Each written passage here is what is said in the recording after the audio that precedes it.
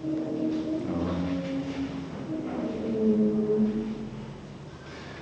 afternoon. Good afternoon. Can you tell me your full name, please? My full name is Viet Anh, but you can call me Anh or any way you want to pronounce it. Can you tell me where you're from?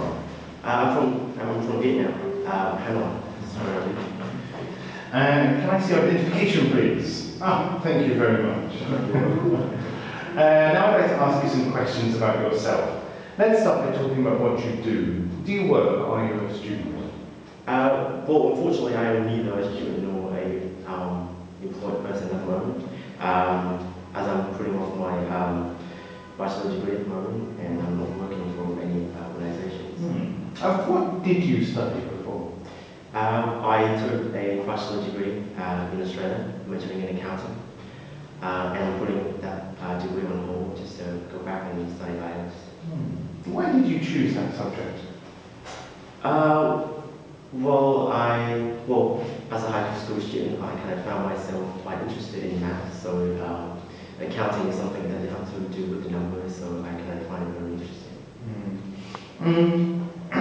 What do you find most difficult about your subject? Well, first of all, a lot of numbers, and you can't get confused with those figures is of course something really difficult. I mean, even though I'm really interested in numbers, but I kind of consider myself as a quite callous person, so I find that the most challenging thing in my subject. And what do you think you'll do when you finish your studies? Hopefully I'll be able to have a few years of experience working in an accounting firm or anything like that. I guess some sort of global company if possible. Now let's talk about handmade things. Do you like making things by hand? Yes, I mean, I don't actually own a lot of things made by hand, but I do value the efforts that people spend on making those things by using their hands only. So it is quite it's more valuable in the way that the efforts that has been spent on making those things. Did you ever make anything by hand when you were a child? Well, I'm pretty sure when I was in primary school, we had a little subjects where we were supposed to fold little papers into any sort of objects that we were supposed to. But other than that, I can't really think of anything that I made by hand. What handicrafts do people usually do in Vietnam? Handicraft. Scarves, I would say, it's the most common thing that is made by hand that most people use in Vietnam, especially for winter. Is there anything you would like to try and make by hand?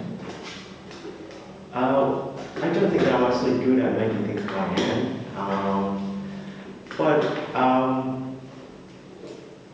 I'd love to try out making the scarves, but I suppose it's a very complicated thing, and I don't think that I'm actually patient enough to sit for hours for many months to make just one scarf. So.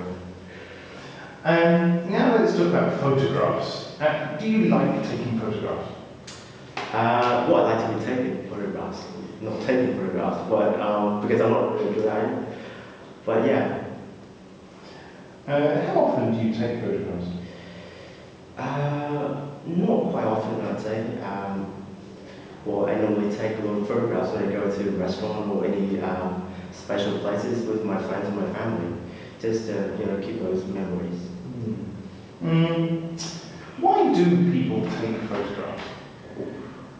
I guess for the most part, just save those memorable moments. In the weddings or any particular chances where they go out with their friends in some special places. I think that's the main purpose of people taking photographs. Do you think we should teach photography in schools? Well, in school, I think it might be a bit too early. In a way that it would encourage students to, I guess, focus too much on photograph and then maybe put them on some sort of social networking sites, which somehow I suppose will put them off their main studies. Thank you.